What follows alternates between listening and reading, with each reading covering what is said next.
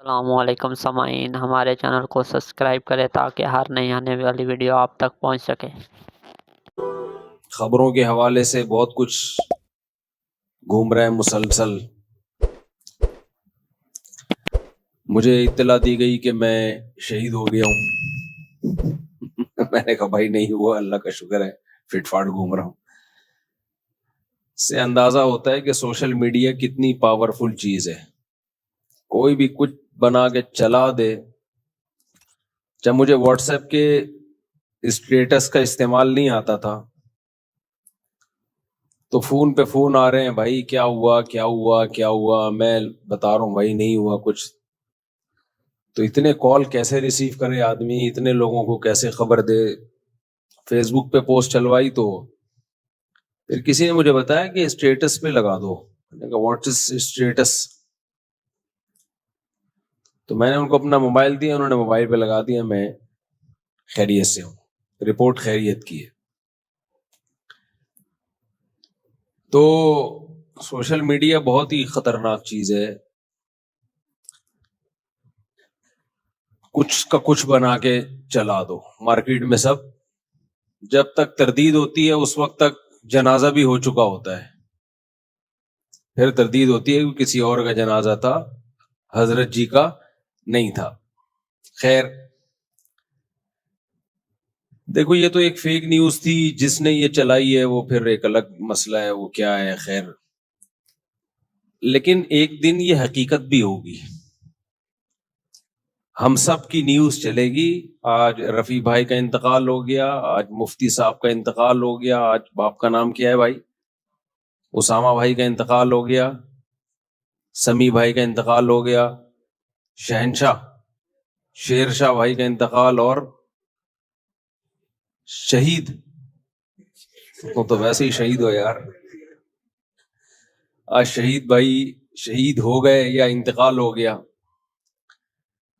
یہ سوچنا چاہیے کہ ایک دن ہم میں سے ہر شخص کا سچی مچی میں انتقال ہوگا۔ یہ ایک اتنی بڑی حقیقت ہے جس سے ہم غافل ہیں۔ دیکھو، کسی کی موت زندگی کوئی بہت بڑا واقعہ نہیں ہے، یہ دنیا چل رہی ہے، اسی پہ پبلک پیدا ہو رہی ہے، اور پلیٹ فارم سے جب پرانی گاڑی نکلتی ہے تو نئی گاڑی آتی ہے۔ یہ تو چلتا رہے گا، لوگ مرتے رہیں گے، جیتے رہیں گے۔ خلق الموت والحیات، قرآن کہتا ہے میں نے موت اور زندگی کو پیدا کیا۔ ہم لوگ اس کو بہت اہمیت دیتے ہیں، لیکن اللہ کہتا ہے یہ ہوگا بھائی، پیدا اسی لیے کیا ہے، مارنے کے لیے، سب مریں گے، سب کی نیوز چلیں گی۔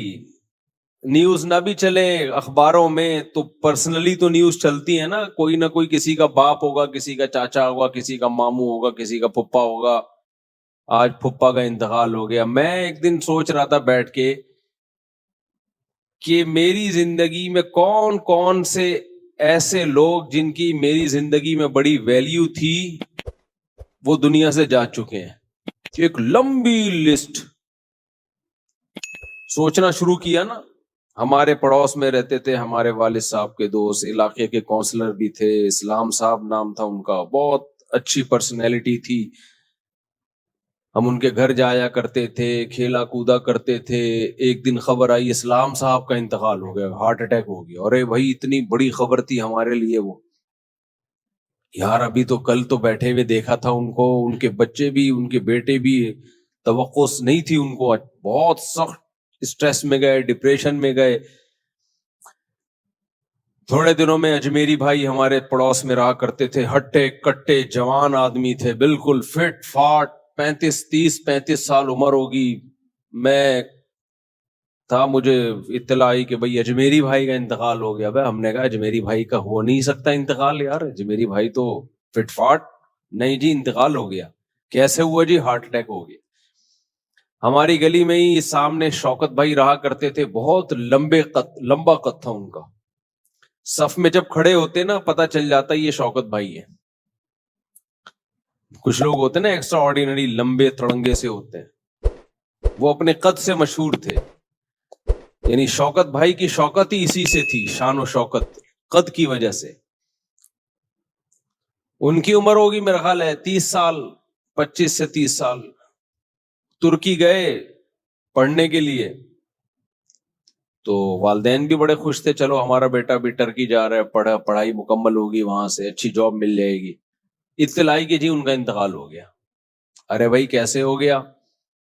کلاس میں بیٹھے ہوئے تھے, اچانک ہارٹ اٹیک ہوا. تو پھر ان کی ڈیڈ باڈی آئی, جوان بیٹے کی موت. تو میں سوچ رہا تھا نا, سوچتے سوچتے اتنی موتیں. پھر ایک دن ہم بیٹھے ہوئے, جی ہمارے تایا کی خبر آئی, جی ان کا انتقال ہو گیا. ابے بھائی ہمارے تایا کا انتقال. اب ہماری دادی روئے جا رہی ہیں کہ بھائی ابھی تو مل کے گئے تھے, پتا چلا جی ہارٹ اٹیک ہوا ہے. اچھا, میرے والد صاحب اور میرے تایا میں بڑی محبت تھی, تو جب تایا کو دفنایا ہے تو میرے والد صاحب کو بہت رونا آ رہا تھا قبر پہ. 2-3 سال کے بعد والد صاحب کا انتقال ہو گیا. بعض دفعہ آپ میت پہ رو رہے ہوتے ہیں, آپ کو نہیں پتا ہوتا 2-4 سال کے بعد کس کا نمبر ہے بھائی؟ ہمارا نمبر ہے 2-4 سال, زیادہ ٹائم نہیں ہے. اچھا, اسی کے درمیان ہماری دادی کا بھی انتقال ہو گیا. خبر آئی جی ہماری والدہ کی پھپھی کا انتقال ہو گیا. خبر آئی جی ہمارے فلانے کا انتقال ہو گیا, ڈمکانے کا انتقال ہو گیا, یہ ہو گیا. گلی محلے میں جنازے اٹھتے اٹھتے اٹھتے. اطلاعی کہ جی ہمارے مولوی صاحب کا انتقال ہو گیا, جو پوری کمنٹری کرتے تھے, جنازہ آ رہا ہے جنازہ جا رہا ہے. ہزاروں جنازے پڑھائے انہوں نے, لیکن ہمیں اطلاع ملی کہ جی مولانا صاحب کا انتقال ہو گیا. دھچکا لگا ہمارے دل پہ, کیونکہ کئی سال ان کے ساتھ 30 سال ہم نے ان کے ساتھ گزارے تھے. 30 سال انسان کسی کے ساتھ گزارتا ہے, محبت ہو جاتی ہے اس سے, انتقال ہو گیا. تو اتنے جنازے اتنے ایکسیڈنٹ. ہمارے جامعہ کے ایک استاذ, ہمارے بڑے کلاس فیلو, بہت کلوز, ایک دن اطلاعی ان کا انتقال ہو گیا. بھائی ابھی تو کل تو گپ شپ لگا کے گئے, جی کار کا ایکسیڈنٹ ہوا ہے, جی انتقال ہو گیا. میں نیو کراچی میں امام تھا, ایک بزرگ تھے بڑے زبردست, ان سے ہم نے بیان کروایا, بڑا پیارا بیان کرتے تھے, بڑے اللہ والے بزرگ تھے. اگلی دفعہ میں نے رابطہ کیا, پتا چلا جی انتقال ہو گیا. ابے بھائی کیسے انتقال ہو گیا؟ جی وہ اندرون سندھ کہیں گاڑی میں جا رہے تھے, ایکسیڈنٹ ہوا, انتقال ہو گیا. تو انتقال پر گورنمنٹ کی طرف سے کوئی پابندی بولو نہیں. آپ کو یہ کیا بیان لے کے بیٹھ گیا بھائی؟ یہی تو بیان ہے. موت موت موت موت, الموت لیس منہ الفوت. ہر چیز سے بھاگ سکتا ہے انسان, موت سے کسی کا باپ بھی نہیں بھاگ سکتا. اور بہاریوں میں مشہور ہے کہ جب انسان کی موت آتی ہے تو اونٹ پہ بیٹھے ہوئے آدمی کو بھی کتا کاٹ لیتا ہے, حالانکہ کوئی تک نہیں بنتا. کنوینس کا کتنا بڑا پرابلم ہے, آپ سوچو. کتے کے لیے کنوینس کے بغیر اونٹ تک پہنچنا آسان ہے, کس قدر پرابلم کی چیز ہے نا. لیکن کتا پہنچ جاتا ہے بغیر کنوینس کے. باقاعدہ اس کو گاڑی لگوانی پڑے گی, کتے کو سیڑھیاں لگوانی پڑیں گی اوپر جانے کے لیے, لیکن پہنچ جاتا ہے. کتے کے قد کو دیکھو اور اونٹ کے دیکھو, لیکن جب انسان کی موت آتی ہے تو کتا پہنچ جاتا ہے وہاں تک. اور بھی بہت واقعات ہیں اپنی زندگی میں, فلاں کا انتقال, فلاں میری والدہ کا انتقال ہوا, والد صاحب کا انتقال ہوا, نانا کا انتقال ہوا, نانی کا انتقال ہوا. اور ابھی 2-4 منہ میں آنے لگے تھے, لیکن اللہ کا شکر ہے وہ زندہ ہیں. وہ بولیں گے ابھی ہمیں کیوں مار رہے ہیں, اللہ ان کو زندگی دے. ہماری دعائیں. تو میری بڑی ہمشیرہ کا انتقال ہوا, ان کی عمر بھی زیادہ نہیں تھی, بریسٹ کینسر ہوا. ایسے اسٹیج پہ پہنچ کے پتا چلا کہ بچنے کی امید ختم, ڈاکٹر نے بتا دیا بھائی یقینی موت ہے. کچھ دن پہلے ایک صاحب ملنے کے لیے آئے, تو ایسے ہڈیوں کے ڈھانچے بنے ہوئے تھے, جوان آدمی تھا, کہتا مجھے کینسر ہے اور ڈاکٹروں نے کہہ دیا کہ آپ کی موت واقع ہو جائے گی. بہت بیچارے کی حالت خراب تھی. اطلاع گئی 1-2 مہینے میں کہ اس کی انتقال ہو گیا ہے. تو بھائی بات یہ ہے کہ موت ایک ایسی چیز ہے جس سے ہم بھاگ نہیں سکتے, سب نے مرنا ہے. ڈاکٹر کیا کہتے ہیں آپ دیکھیں یوٹیوب پہ جب سرچ کریں نا, اینٹی ایجنگ, بڑھاپے سے روکنے والی دوائیں, بڑھاپے سے روکنے والی خوراک, کہیں بھی یوٹیوب پہ لکھا ہوا ہوگا, فوراً دل چاہتا ہے انسان کلک کرے, یار کون سی چیز ہے جو ہمیں بوڑھا ہونے سے روک سکتی ہے. تو ساری دنیا کے سارے ڈاکٹر, سارے حکیم اس پر متفق ہیں کہ آپ بڑھاپے کے پروسیس کو سلو کر سکتے ہو, بریک بولو نہیں لگا سکتے. یہ نہیں ہو سکتا کہ بڑھاپے کو آپ نے بریک لگا دی, روک دیا, نہ. یہ ہو سکتا ہے کہ آپ نے 60 سال میں بوڑھا ہونا تھا تو بہت زیادہ صحت کا خیال کیا تو اب 70 میں بوڑھے ہو رہے ہو, بہت زیادہ خیال کیا تو 80 میں جا کے ہو رہے ہو. یہ نہیں ہو سکتا کہ 60 سال میں آپ رک جاؤ, آپ کا ایک بال سفید تھا تو اب ایک ہی رہے, نہ. 40 سال کی عمر میں ایک بال سفید ہوتا ہے. جوان آدمی کہتا ہے یار ایک بال ہے, نوچ کے نکال دو, پتہ ہی نہ چلے ہوا کیا. ایک دن اٹھتا ہے صبح کو دوسرا بال بھی سفید, کہتا ہے یار اس کو بھی نوچ لو, کیا ہے, اس کو بھی نوچا, پھر اتنے سفید, کہتے ہیں نوچاؤں گا تو گنجا ہو جاؤں گا بھائی. پھر وہ کلر لگانا شروع کرتا ہے, پھر نیچے سے سفید بال بتا رہے ہوتے ہیں کہ کلر ہے یہ, کیونکہ جب جڑوں سے بال اگتے ہیں نا وہ بتا رہے ہوتے ہیں کہ یہ اوریجنل نہیں ہے. مچھلی کھاتا ہے, یہ کھاتا ہے, وہ کھاتا ہے, جو مرضی کر لو میرے بھائی, ایک دفعہ جب سفیدی آنا شروع ہوئی, سفیدی کی بریکیں کیا ہیں, فیل. سفیدی کی بریکیں فیل ہیں, پھر نہیں ہوتی. تو پیغمبروں کی یہی تو دعوت ہے بھائی. یہ جو قرآن مجید کی آیت ہے نا, اولم نعمرکم ما یتذکر فیہ من تذکر وجاءکم النذیر, اللہ کہتے ہیں جب جہنمیوں کو جہنم کے کنارے پہ لایا جائے گا جہنم میں ڈالنے کے لیے, تو آگ کو دیکھ کے وہ کہیں گے نا کہ یہ تو بہت سخت عذاب ہے. تو اللہ جواب میں کیا کہیں گے, کیا ہم نے تمہیں اتنی عمر نہیں دی تھی جس میں نصیحت حاصل کرنے والا نصیحت حاصل کر لیتا, کیا ہم نے تمہیں اتنی ایج نہیں دی تھی. وجاءکم النذیر, اور تمہارے پاس, ادھر توجہ میرے بھائی, اور تمہارے پاس ڈرانے والا بھی آ گیا تھا. یعنی اللہ کہیں گے ہم نے تمہیں اتنی عمر دی تھی کہ جس سے تم نصیحت حاصل کرنا چاہتے تو نصیحت حاصل ہو جاتی, پتہ چل جاتا صحیح غلط کیا ہے. یعنی عقل سے بھی تم فیصلہ کر سکتے تھے, لیکن تمہارے پاس ایک ڈرانے والا بھی آیا تھا. اب یہ ڈرانے والا کیا ہے, تو مفسرین نے بہت سارے مصداق اس کے بیان کیے ہیں کہ بہت ساری چیزیں ہیں جو انسان کو ڈراتی ہیں کہ موت کا وقت اب قریب ہے, اب انسان کا بچہ بن جا. فرمایا ان میں نذیر میں نبی صلی اللہ علیہ وسلم بھی ہیں, نبی نے آ کے ہمیں ڈرایا بھی ہے, خوشخبریاں بھی دی ہیں. ان میں بڑھاپا بھی ہے, اور علماء نے اس میں لکھا ہے اس نذیر جو قرآن نے کہا نا تمہارے پاس ڈرانے والا آیا, اس میں سفید بال بھی ہیں. سب سے پہلی علامت جو آپ کو ڈرا رہی ہوتی ہے نا, جو ہم ڈرتے تو نہیں ہیں, ہم کچھ اور ہی کاموں میں لگ جاتے ہیں,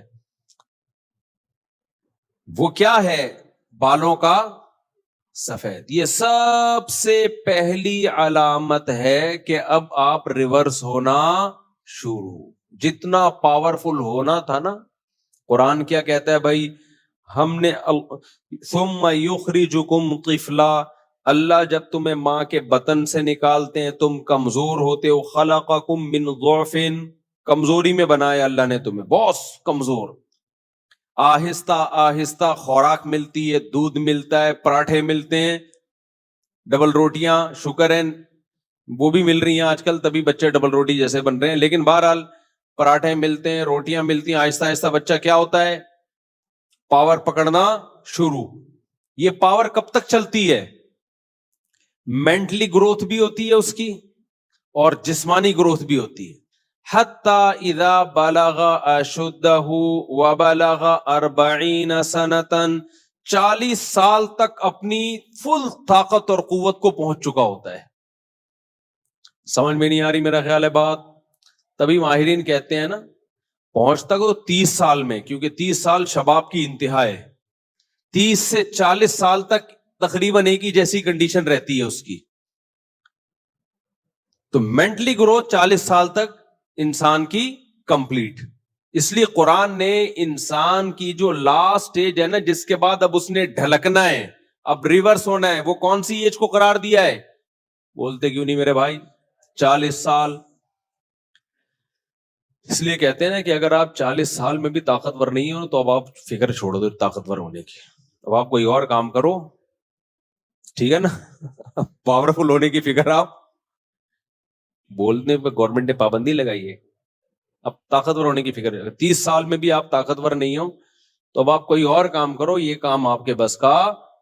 ہوتے ہیں نا بہت باریک باریک 30 سال میں بھی بالکل باریک باریک, 40 سال میں بھی وہ کہتے ہیں یار میں موٹا ہو جاؤں. اب آپ موٹے تو ہو گئے لیکن وہ غلط والے موٹے ہو گئے. اب آپ چربی وربی چڑھ سکتی ہے, گھی کا ڈبہ بن سکتے ہو اب آپ. اب وہ جو ایک جو مسل کی پاور ہوتی ہے وہ لانا بہت مشکل کام ہے, سمجھتے ہو, وہ بہت مشکل ہے. تو بلغ اشدہ, 40 سال تک پہنچا تو اب یہاں سے ریورس ہونا. میڈیکل سائنس بھی یہی کہتی ہے بھائی 40 سال کے بعد اب آپ واپس, کتنا زور لگا لو اب آپ کے میں واپس نہ جاؤں. واپس کا کیا مطلب؟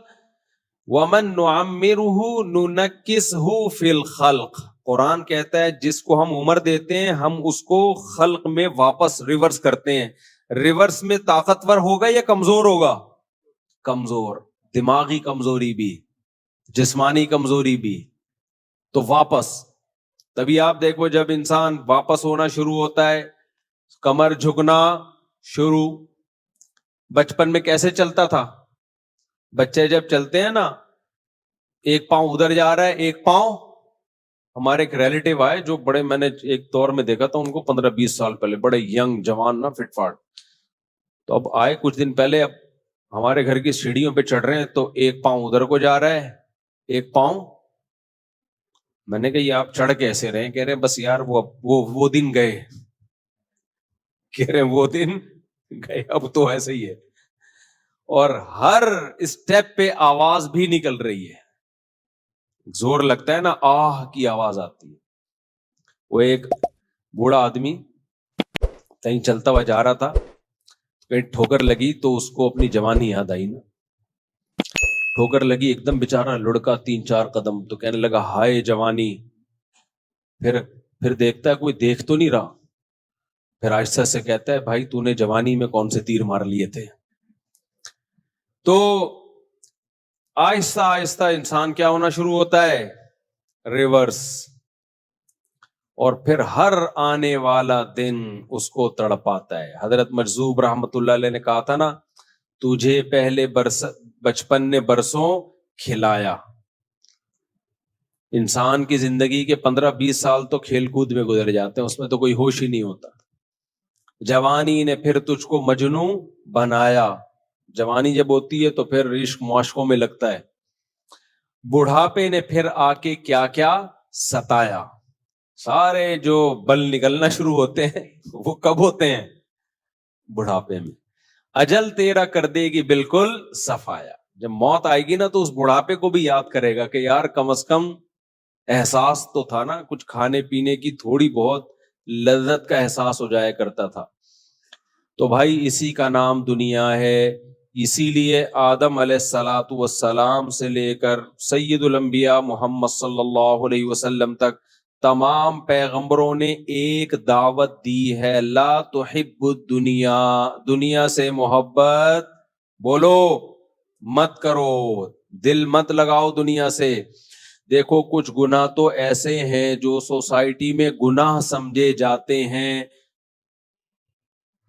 کچھ گناہ ایسے ہیں جو سوسائٹی میں گناہ سمجھے جاتے ہیں، کچھ گناہ ایسے ہیں جو اللہ کی نظر میں بہت بڑے جرم ہیں لیکن وہ گناہ سمجھے نہیں جاتے، حالانکہ زیادہ بڑے گناہ ہیں وہ، اور ان کے نقصانات بھی زیادہ ہیں۔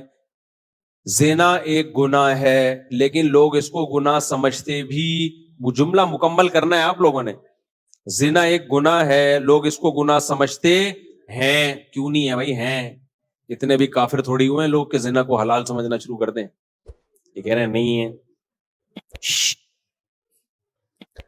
زنا ایک گناہ ہے، لوگ اس کو کیا سمجھتے ہیں، گناہ۔ نماز چھوڑنا گناہ ہے، لوگ اس کو کیا سمجھتے ہیں، گناہ۔ حج فرض ہوا آپ نے نہیں کیا، یہ گناہ ہے، لوگ اس کو کیا سمجھتے ہیں، گناہ۔ داڑھی کاٹنا بھی معذرت کے ساتھ کیا ہے، گناہ ہے۔ اب تک تو گناہ سمجھتے تھے، اب کچھ اسکالر آ گئے جنہوں نے اس کو گناہ کی فہرست سے نکال دیا، ورنہ گناہ ہے، پہلے بھی تھا، اب بھی ہے، آئندہ بھی رہے گا، نبی کا حکم ہے۔ اسی طرح میرے بھائی بد نظری کرنا، فحش فلمیں دیکھنا، یہ گناہ ہے، لوگ اس کو گناہ سمجھتے ہیں۔ سود کھانا گناہ ہے، لوگ اس کو گناہ سمجھتے ہیں۔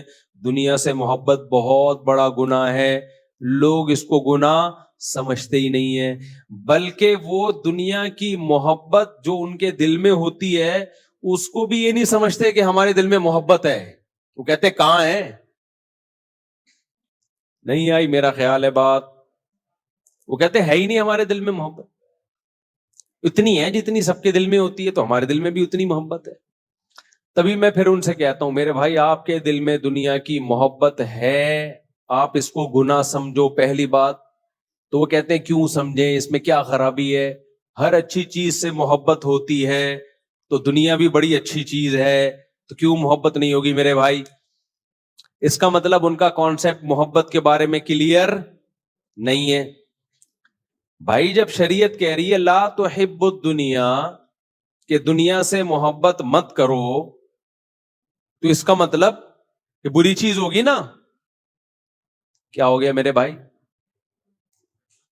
تو اگر اس کے بارے میں آپ کو کوئی اشکال ہے کہ یار محبت نہ کرو تو پھر کیسے چلیں دنیا میں؟ اگر میرے بھائی کسی کاروباری آدمی کو دکان سے محبت نہیں ہوگی تو وہ دکان چلائے گا؟ بولتے کیوں نہیں؟ تبھی لوگ تو پھر علماء پہ اعتراض کرتے ہیں، ایک طرف یہ کہتے ہیں دنیا سے محبت نہ کرو، دوسری طرف جاپان کے دورے ہو رہے ہیں ان کے۔ اچھا وہ جو میری ویڈیو آئی ہے نا، میں لانچ میں بیٹھ رہا ہوں، پیچھے سے کوئی لڑکی اس لانچ کو سیٹ کر رہی ہے، وہ ویڈیو میں نے نہیں بنائی ہے، وہ کسی اور نے بنا کے ڈال دی ہے۔ میں جب اپنے کیمرے سے کوئی ویڈیو بناتا ہوں تو اس کا خیال کرتا ہوں کہ اس میں لیڈیز بولو نا نہ آئیں، اب کوئی اور بنا رہا ہو تو بھائی اس میں مجھے ملامت نہیں کی جا سکتی، کیونکہ میں کہیں بھی چلتا ہوا جا رہا ہوں، خواتین بھی تو چلی رہی ہوتی ہیں نا، یا تو میں ان کو روک دوں یا خود رک جاؤں، تو دو ہی حل ہے، یا تو میں، یہ کینیڈا کی ویڈیو تھی، کینیڈا میں جا کے پابندی لگا دوں کہ میں جہاں جہاں انجوائے کرنے کے لیے جاؤں گا لانچ میں، جائز جگہوں پہ، کوئی فلم دیکھنے تھوڑی جا رہا ہوں میں وہاں، میں جہاں جہاں لائف کو انجوائے کرنے کے لیے، میرا بھی حق ہے کہ نہیں ہے، میں لانچ میں جاؤں، میں سمندر میں جاؤں، تو کینیڈا کی تمام انگریز خواتین کو چاہیے کہ برقع پہن کے وہ سائڈوں پہ ہو جائیں، یا تو یہ حل ہے، یا یہ کہ میں جانا چھوڑ دوں، میں وہاں جاؤں جہاں سب آدمی ہوں، تو وہ مسجد ہی ہے پھر، اس کے علاوہ اور کوئی جگہ نہیں ہے۔ تو ہمیشہ کسی پہ اعتراض کرنے سے پہلے بات کرنی وہ چاہیے جس کے تمام پہلوؤں پہ آپ غور کر لیں کہ اگر آپ کے ساتھ ایسا ہو تو آپ کیا کریں گے۔ اب وہاں جہاں میں کینیڈا میں ایک لیک ہے، ایک جھیل ہے، وہاں میں جب، مجھے بتاؤ کینیڈا میں کسی جھیل پہ جانا جائز ہے یا نہیں ہے؟ اسٹیپ بائی اسٹیپ نا، کیونکہ اس پہ اتنا بڑا تماشا بنا ہے، کچھ لوگوں نے میرے بیان پہ ہی پابندی لگا دی کہ اس آدمی کو ہم نے بلانا ہی نہیں ہے، دیکھو وہ لڑکی پیچھے سے وہ جو ہے نا لانچ میں بٹھا رہی ہے اس کو، اور یہ جا رہا ہے، یہ کیسا یار، کس توبہ توبہ استغفر اللہ۔ تو ان کو میں کہہ رہا ہوں، بڑے کچھ لوگ ہیں جنہوں نے پابندی لگا دی، تو لگاتے ہیں، کوئی اس سے ہماری صحت پہ کوئی ایسا فرق پڑتا نہیں ہے، لیکن ایک مثال دے رہا ہوں کہ میرے لیے کینیڈا جانا جائز ہے یا نہیں، پہلا سوال۔ کینیڈا میں میرے لیے کسی جھیل پہ تفریح کے لیے جانا جائز ہے یا نہیں ہے؟ جائز ہے۔ اس میں لانچ میں بیٹھنا، وہ بھی مولویوں کے ساتھ، سارے مدرسے کے طلبہ تھے، یہ نہیں کہ چھپڑ میں کسی کو لے کے گھوم رہا ہوں میں وہاں، سارے مولانا لوگ تھے, تبلیغی جماعت والے تھے, مدرسے کے طلبہ تھے جنہوں نے میرے لیے گھمانے پھرانے کا انتظام کیا کہ ہم آپ کو گھمانے لے کے جائیں گے. تو لانچ میں انہوں نے مجھے مولویوں نے بٹھایا, سارے دائیں بائیں مولوی, وہ نظر نہیں آ رہے, نظر کون آ رہی ہے ان سب کو؟ ایک لیڈی نظر آ رہے, تو ٹھرکی تو یہ لوگ ہوئے. اچھا خیر, تو ان مولانا نے مجھے لانچ میں بٹھایا. میرے لیے اس لانچ میں بیٹھنا جائز تھا یا نہیں تھا؟ وہ لانچ کا اور اس پورا سیٹ اپ کا انتظام انگریز خواتین کے پاس تھا. تو اگر وہ پورا سیٹ اپ میرا ہوتا اور میں نے وہ لڑکیوں کے حوالے کیا ہوتا تو آپ کہتے ہیں مفتی صاحب آپ مولوی ہو کے یہ کام کر رہے ہو. بھائی وہ کینیڈا کی گورنمنٹ ہے, تو وہ جو چاہے کرے, ہم اس کو پابند نہیں کر سکتے. تو بسوں میں بیٹھتے ہیں, جہاز میں بیٹھتے ہیں, تو کیا وہاں کوئی داڑھی مونچھ والے آدمی آتے ہیں چائے لے کے آپ کے سامنے؟ ایئر ہوسٹس آتی ہے نا. امریکہ میں ہم نے دیکھی ہیں جہازوں میں ایئر ہوسٹس بوڑھی بالکل بوڑھی عورتیں, ان کو اس سے کوئی غرض نہیں ہے کہ جوان ہو یا بوڑھی ہو. وہ کہتے ہیں یار کام ہو, وہ کام کرتی ہیں. آپ چائے منگواؤ ٹھک کر کے چائے آئے گی, آپ نے پانی منگوانا ہے ٹھک کر کے پانی آئے گا. لیکن ہمارے ہاں جو کانسیپٹ ایئر ہوسٹس کا ہے کہ وہ ان کو پتا ہے کہ شاید کچھ اس کے بغیر شاید بیٹھیں گے نہیں لوگ. واللہ عالم, واللہ میں کسی پہ الزام نہیں لگا رہا, لیکن بہرحال تو اب آپ کو جہاز میں بیٹھنا اس لیے جائز نہیں ہے کہ وہاں ایئر ہوسٹس چائے لے کے آتی ہے, تو بھائی پھر تو کہیں بھی بیٹھنا جائز نہیں آپ کے لیے, کہیں بھی جانا جائز نہیں ہے. تو اس لیے اعتراض کرنے سے پہلے کچھ تھوڑا سا سوچ لیا کریں, اپنے آپ کو اس جگہ رکھ کے سوچا کریں کہ مفتی صاحب کی جگہ اگر آپ وینکوور میں ہوتے اور آپ کو کوئی لیک پہ گھمانے کے لیے لے کے جاتا اور آپ کو کوئی لانچ میں بٹھاتا اور بٹھانے والی لڑکی ہوتی, تو آپ کیا کرتے؟ چھوڑ دیتے اس کو کہ چونکہ لڑکی بٹھا رہی ہے. حالانکہ لڑکی سے کوئی ہمارا لینا دینا تھا نہیں. وہ انگلش میں ٹھش پش بہت بول رہی تھی. جب زیادہ اس نے میرے ساتھ انگلش بولی ہے نا, تو میں ایک دوست سے بولا, میں نے کہا پنجابی میں پتہ نہیں کیا کیا بول رہی ہے, اس کو بولے انگلش میں بات کرے میرے سے. خیر, میں نے کہا ایک گھنٹے سے پنجابی میں پتہ نہیں کیا کیا بول رہی ہے, اس کو بولو تمیز سے کس میں بات کرے, انگلش میں. اس کو نہیں سمجھ میں آیا کہ میں نے کیا کہا. خیر, اپنی بے عزتی چھپانے کے لیے میں نے کہا یہ, کیونکہ انگلش بولے جا رہی تھی اتنی فاسٹ, تو اس لیے میں نے پھر مذاق میں اس سے کہا کہ میں نے کہا اس کو بولو یہ پنجابی چھوڑ کے میرے سے کس میں بات کرے. آپ لوگ کی سمجھ میں نہیں آیا تو اس کی کیا سمجھ میں آیا ہوگا. خیر, تو اعتراض تو لوگ کرتے چلے جا رہے ہیں. تو ہاں یہ ایک اعتراض بنتا ہے کہ ایسی ویڈیو جس میں اس طرح سلیو لیس ڈریس میں کوئی لڑکی ہو, ایسی ویڈیو یوٹیوب پہ نہیں ڈالنی چاہیے. یہ اعتراض بالکل درست ہے. تو اس کا جواب یہ کہ وہ میں نے نہیں ڈالی, وہ کسی اور نے بنا کے ڈال دی ہے. اور ایک اور بات سے بات چلتی, یہ جو میری آج کل بہت زیادہ ویڈیوز آ رہی ہیں ٹک ٹاک پہ, یوں چلتا ہوا جا رہا ہوں, پھر یوں دائیں دیکھ رہا ہوں, پھر کلاس میں جا رہا ہوں, یہ میں نہیں بنا رہا, نہ مجھے یہ طرز عمل پسند ہے. اب ہر آدمی کے ہاتھ میں موبائل ہے. میں کلاس میں جاتا ہوں, کوئی طالب علم بنا رہا ہوتا ہے, میں نیچے جامعۃ الرشید کے پارک میں چائے پی رہا ہوں, وہاں سے کوئی طالب علم بنا رہا ہے, ہم روک روک کے تھک گئے, بھی آہستہ آہستہ اس کو کنٹرول کر رہے ہیں. لیکن یہ کام میں نہیں کرتا, اور میں طلبہ سے کہتا ہوں یہ فنکاروں پہ, اداکاروں پہ یہ چیزیں سوٹ کرتی ہیں. اسٹائل مارنا, گاڑی میں بیٹھ رہے ہیں, گاڑی سے اتر رہے ہیں, پھر یوں جا رہے ہیں, پھر یوں اسٹائل مارا, یہ ایکٹروں پہ کے کام ہے. یہ علماء کے پہ سوٹ یہ چیزیں نہیں کرتی. تمیز سے زندگی گزارو, جو یہ شو بازی چھوڑ دو. تو یہ بھی میرا ٹک ٹاک پہ کوئی اکاؤنٹ ہے ہی نہیں, ٹک ٹاک پہ میرا کوئی اکاؤنٹ نہیں ہے. تو یہ سب لوگ کر رہے ہیں اپنے چینلوں کو گرو کرنے کے لیے, مجھے استعمال کیا جا رہا ہے کہ یوں آ رہے ہیں, یوں جا رہے ہیں, ایسے اسٹائل مار رہے ہیں. یہ میں نہیں کر رہا. خیر, ہم اپنے اصل موضوع کی طرف آتے ہیں. تو میں یہ عرض کر رہا تھا میرے بھائی کہ دیکھو, دنیا سے محبت یہ جرم ہے. اب سوال یہ پیدا ہوتا ہے کہ اگر دنیا سے محبت جرم ہے, اچھا دیکھو جتنے بھی گناہ ہیں نا, وہ ڈپریشن پیدا کرنے میں اتنے معاون مددگار نہیں ہے. دنیا سے محبت ایک ایسا گناہ ہے جو سب سے زیادہ اسٹریس اور ڈپریشن پیدا کرتا ہے. یہ کچھ گناہ ایسے ہیں نا جس کی سزا انسان کو دنیا میں ملتی ہے. کیا خیال ہے بھائی, ہیروئن پیو گے, آخرت میں ٹھکائی بعد میں ہوگی, دنیا میں سزا پہلے. وہ کیا سزا ہے؟ تھوڑے دنوں میں ہڈیوں کا ڈھانچہ بن جاؤ گے, کالے काला रंग हो जाएगा, मुंह से बदबू आएगी, मरे हुए मिलोगे किसी पाइप के बरसाती नाले के अंदर से। ये दुनिया की सजा है। क्या ख्याल है? जिस्म तड़पता है, खराब होता है।